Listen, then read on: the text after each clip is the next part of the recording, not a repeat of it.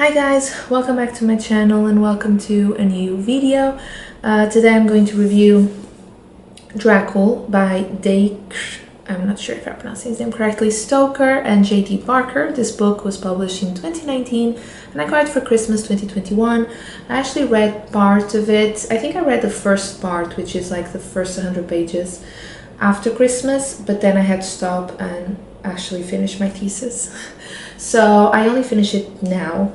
I don't know if you can hear water or something, or the heater or something like that. My partner's having a shower and I'm sorry if you can, but we're about to leave in a few minutes and I want to film this review. Dracul. This is a weird one. First, let me tell you, I've heard that some people, and actually some people told me on Bookstagram, that they DNF'd this book, and I understand why. It's because of the first part, the first 100 pages. Overall, I found this book to be really entertaining, but the first 100 pages, the first part of the book, was really slow. And I have sort of a pet peeve, I don't know if you have it or not, but it's really hard to find authors that are good at writing children as characters, and I think because of that the first part is not as good. Basically, this is a fictionalized account of Bram Stoker's life before he wrote Dracula. So just think of Bram Stoker as a character and not a real person, basically. And this starts when he's a child and it goes all the way up until he starts thinking about writing Dracula. This is about all of his adventures with the supernatural, basically. And they inspire him to write Dracula later on. So the first part, as I said, it is when he's a child. And I was not a fan of the way they wrote these children as characters. So you really have to push through the first 100 pages. But after that, the rest of the book is pretty great. It's action-packed, it has a little bit of mystery, a little bit of thriller, fantasy. It's really good. And overall, I found it to be a really good prequel to Dracula. Some people say it's better for you to know Dracula, the novel, before you read this. Honestly, I don't see an issue with it. Even if you haven't read Dracula, I think you can start with this for sure.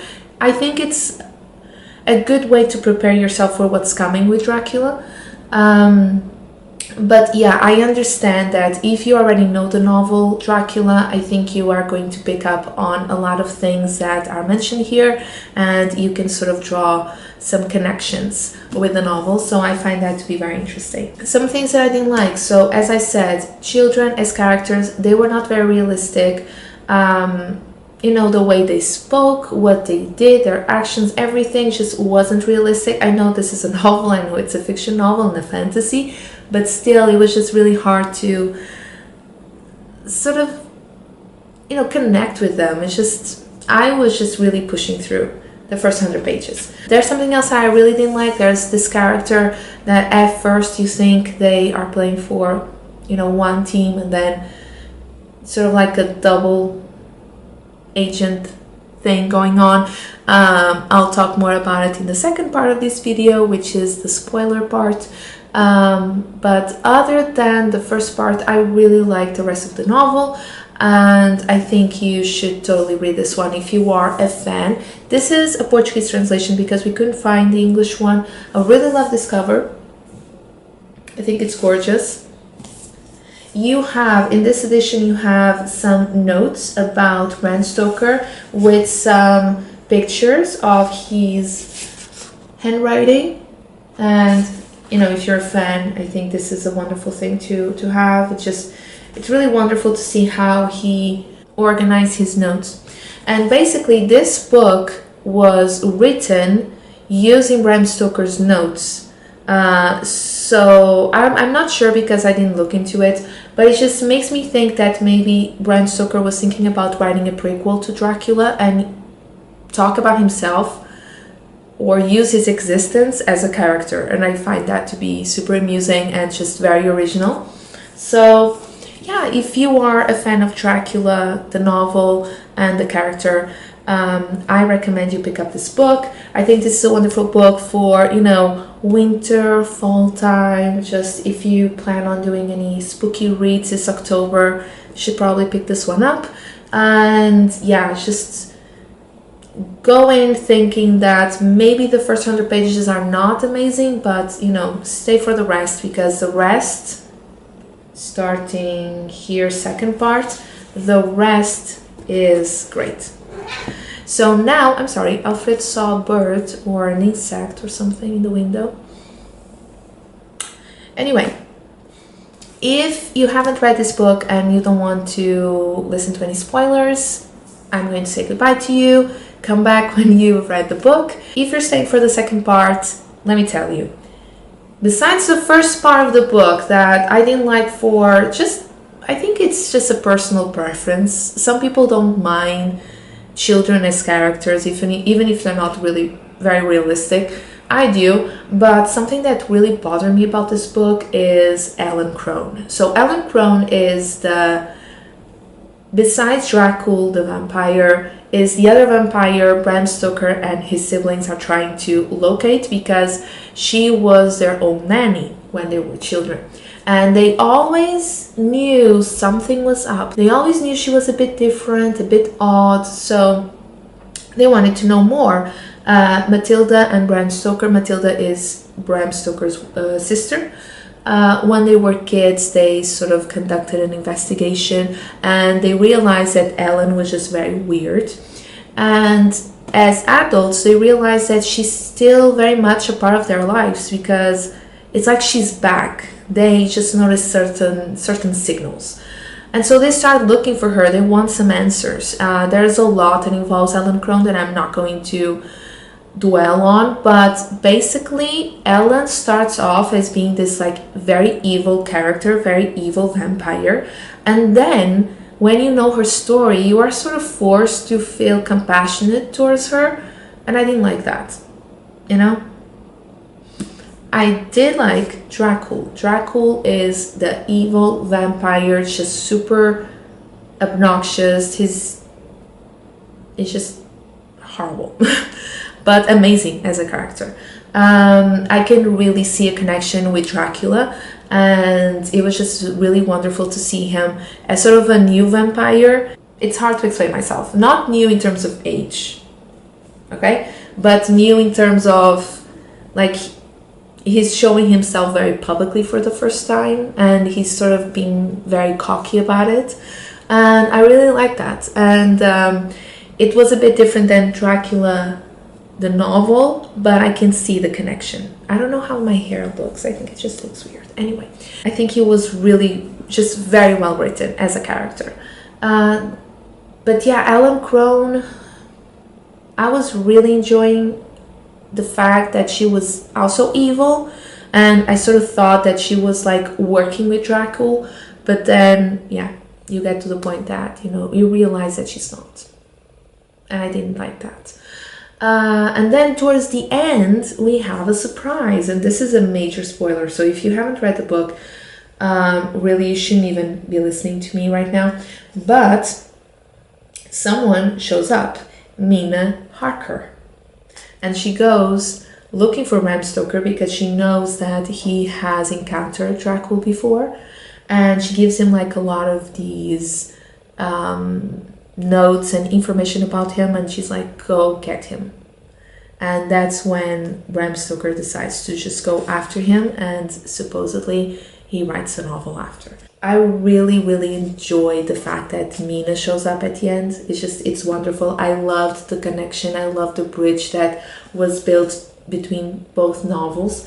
And yeah, if you're a real fan of Dracula, you are going to find it delightful. I did. I know I did. Bram Stoker as a character is very intriguing. It's not like the spotlight is on him at all. He's very much like, he's a protagonist, but we have other characters that are equally interesting and important. So I liked that the novel wasn't completely focused on Bram Stoker, even though he's a huge part of it. I really like this one character. I just really think he was the only one like sensible enough to like think, like rational think before acting. And that's Harminius Vanbury. He's this, we don't know exactly what he does. We know that he has like this top secret job with certain governments, but he's a very wise man. And imagine a horror film. Why are you going down the stairs to the dark basement? There's something there, so we don't go.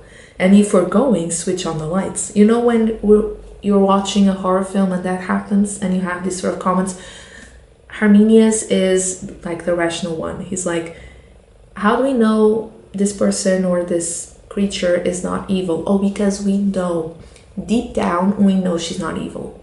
And he's like, yeah, I mean, can we just go? Like, I don't trust her. He's the only rational one, and I really, really liked his character. I think his character was a bit underrated, because the other characters at the end, they're like, every now and then he shows up saying hello and we have to put up with him. And I'm like, he helped you. Without him, you wouldn't be able to do what you did. Even though you don't agree with everything he did and the way he does things, he was very important. So I feel bad for the guy. I really feel bad for the guy. But yeah, really enjoyed this book. I heard that the other book written by Dacre Stoker, who is related to Bram Stoker, I forget how. Yeah, he's like a nephew, but also like a grandson. I don't know. Anyway, he has another novel called Dracula the Undead, something like that. And I listened to this review the other day about Dracul, in which this person, I forget the name, I'm sorry, mentioned Dracula the Undead. And they said that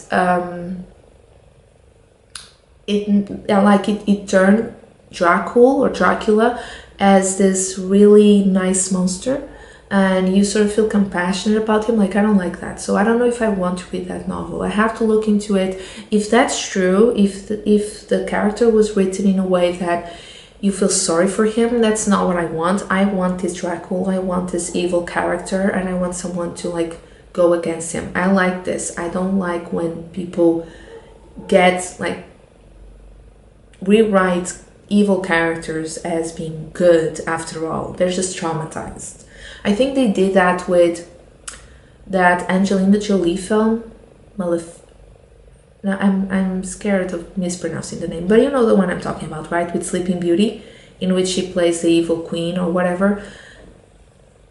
And they sort of made it seem as if, you know, she was good after all. She was just traumatized. She was just used, and that's why she's evil. And I don't like that at all.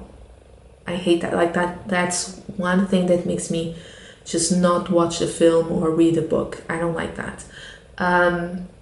And I think that's what people do nowadays. They did the same thing with Cruella. You know, Cruella in the Disney cartoon, the Disney movie is one thing, and now they did the live action, and like, she's good. She didn't do anything wrong, and then what she did wrong, she apologized for, and you forgive her because her character, you know, is so vulnerable.